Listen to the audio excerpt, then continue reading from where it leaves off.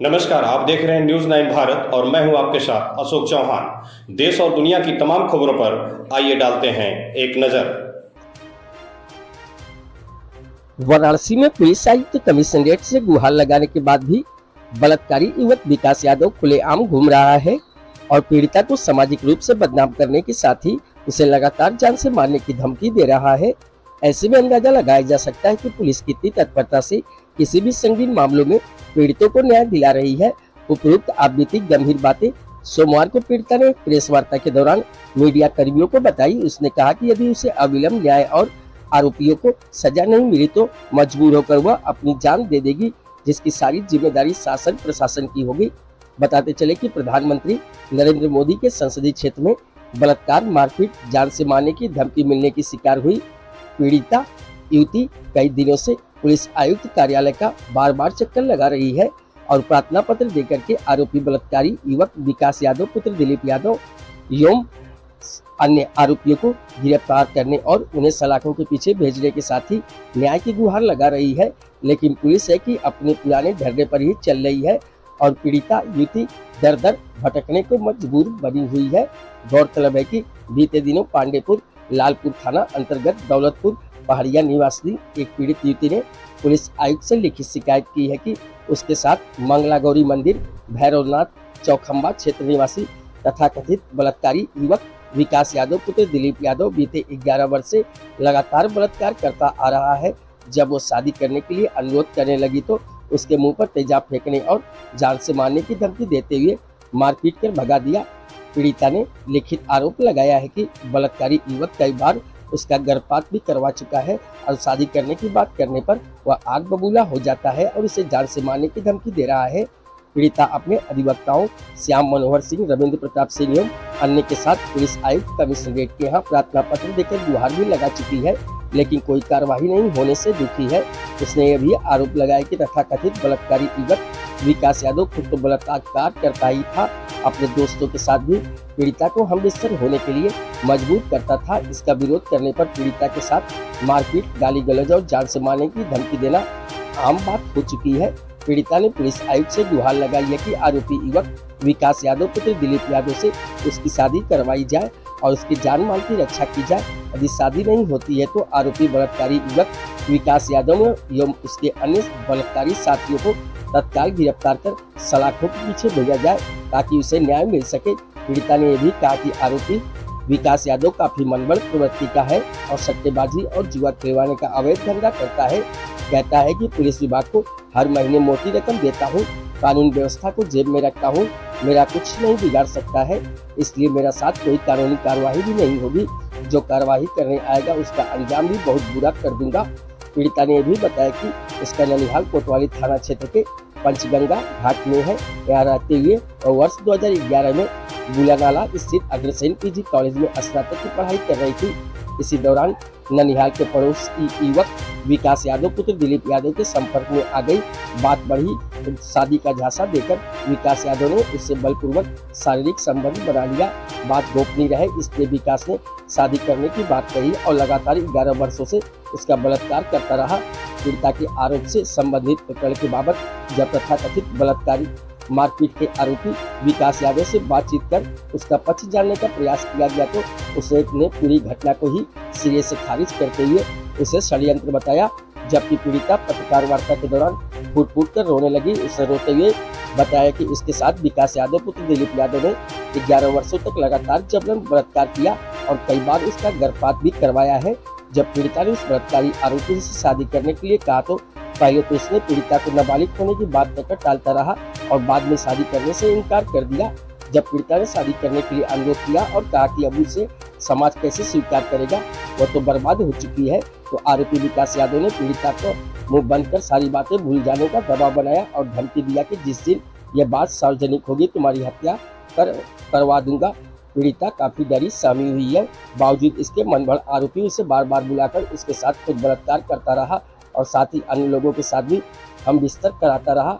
इसका विरोध करने पर आरोपी विकास यादव कई बार पीड़िता को मारा पीटा भी, जैसा कि पीड़िता ने मीडिया कर्मियों को बताया। पीड़िता ने यह भी आरोप लगाया कि आरोपी उसके साथ अप्राकृतिक संबंध भी जबरदस्ती बनाता था। इसका विरोध करने पर उसे मारा पीटा जाता रहा है। पीड़िता ने एक प्रश्न के उत्तर में यह भी बताया कि आरोपी विकास यादव अपने दोस्त संदीप यादव से भी कई बार मेरा बलात्कार करवा चुका है। उसका दोस्त संदीप यादव भी विकास यादव के साथ सट्टेबाजी और जुआ खिलवाने का ही काम करता है।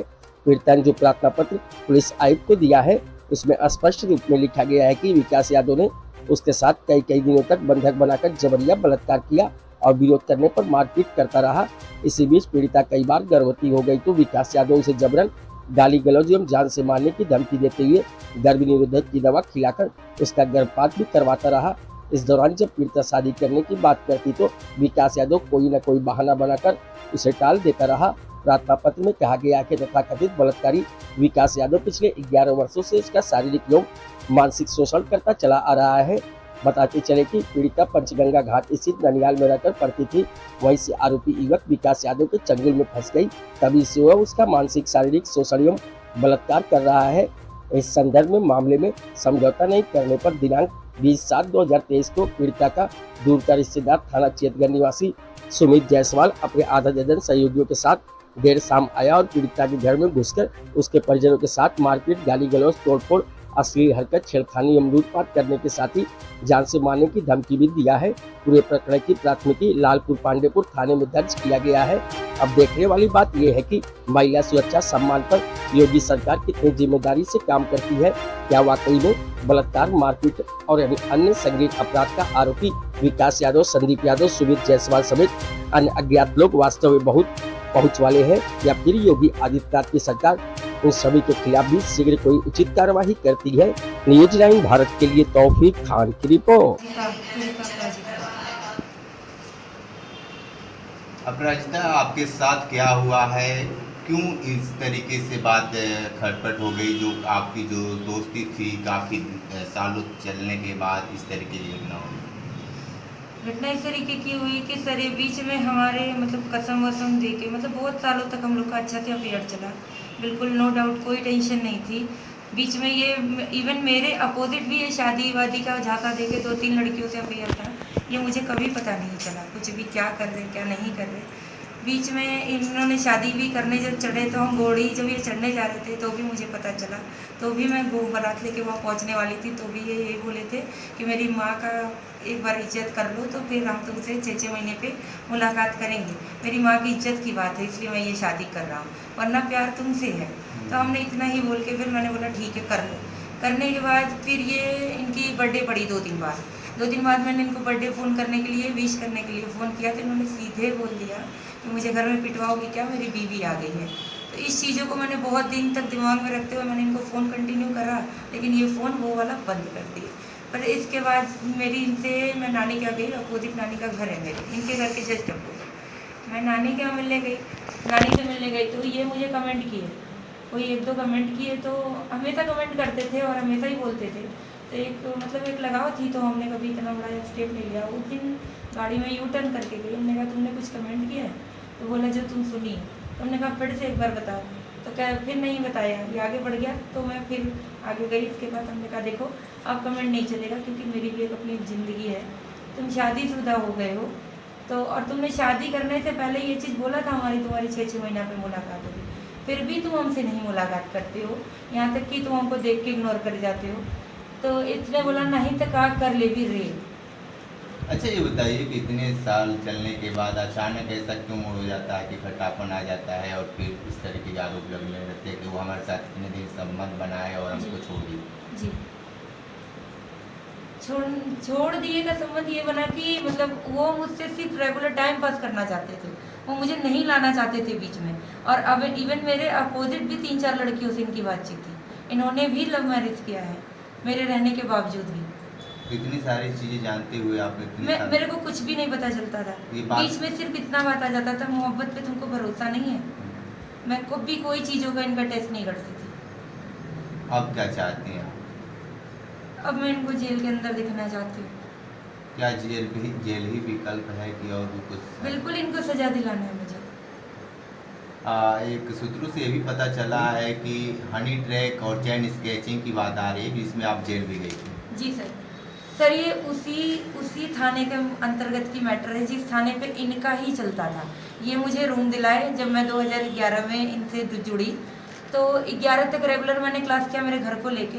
फिर 2011 एंड में मेरी इनकी इतनी प्रॉपर बात हो गई कि मेरी शादी लग रही थी, ये शादी मुझे नहीं करने दी। इन्होंने कसम वसम दे के मेरा घर छुड़वाया, मैं घर छोड़ के इनके लिए आई।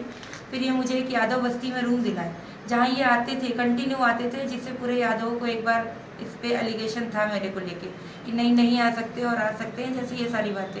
फिर भी मैं इनको तब भी बुलाती थी सबके अगेंस्ट जाके। तो ये मैटर थाने पे ये लोग सारे यादव लोग लेके गए थे, जिसकी वजह से मुझे पकड़ना चाहते थे। और ये विकास के ही थ्रू लोग आए थे, जो विकास के थ्रू आए थे, और मेरे पे मुकदमा वापस। फिर लास्ट में थाने पे बुलाया गया विकास यादव को लेके कि 3 लाख रुपए लेके विकास यादव को बुलाओ, थाने पे ये मैटर क्लोज कर देंगे। जहाँ मैंने विकास यादव को नहीं बुलाया। पुलिस का क्या रवैया है आपको लेकर? बस जांच चल रही है कह के भेज देते हैं। विकास यादव का पेशा क्या है? पूरा सट्टे का काम चलता है उनका, टोटली सट्टे का काम चलता है। विकास यादव के साथ और लोग भी आपके साथ कोई संबंध बनाए हैं क्या? नहीं, बनाने की प्रेशर थी संदीप यादव की तरफ से। ये मेरे गुरु हैं, बहुत अच्छे हैं। संदीप यादव का क्या पेशा है? वो सर 1 नंबर पे सट्टेबाजी के मेन वही है।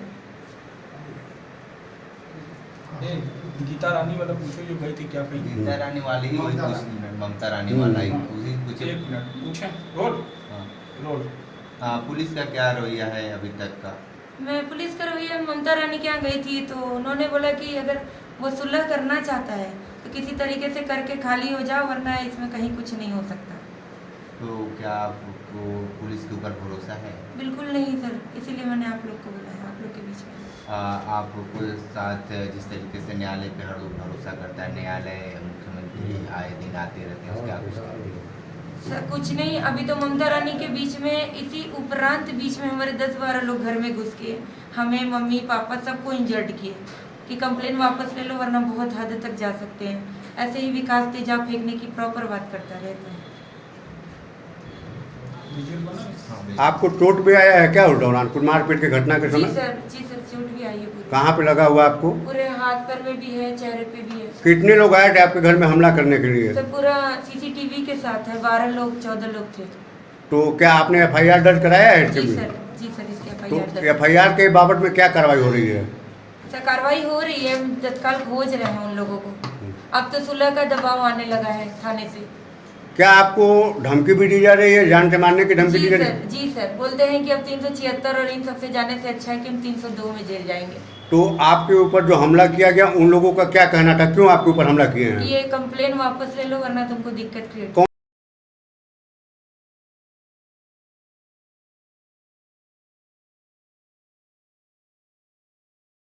यहाँ खबरों का सिलसिला कभी नहीं थमता, सिर्फ और सिर्फ बने रहिए न्यूज़ 9 भारत पर। अब चाहूंगा इजाजत, नमस्कार।